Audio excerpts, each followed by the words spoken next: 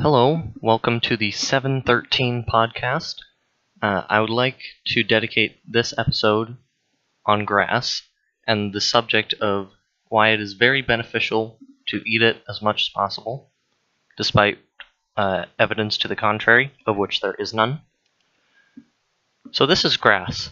This is what we're talking about here when we say eating grass. In fact, grass has been eaten for a long time.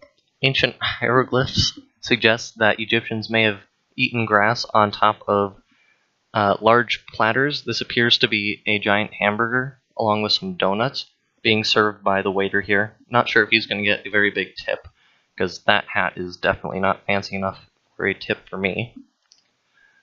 Even ancient humans have been eating grass as long as we can remember. This is a recreation of the event, sort of a reenactment, if you will, of people just eating grass that they need to survive. This is what people would call when they refer to the agricultural revolution, because back here you have the land before agriculture, and here it is afterwards, and look at how happy everybody is. Here is another documented source. This is a picture of actual cave people preparing dinner.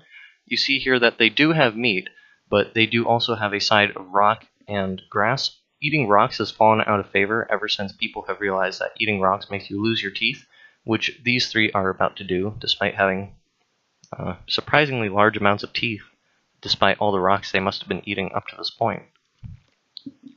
Another reason why grass is very beneficial to be eating is because it is full of carbon.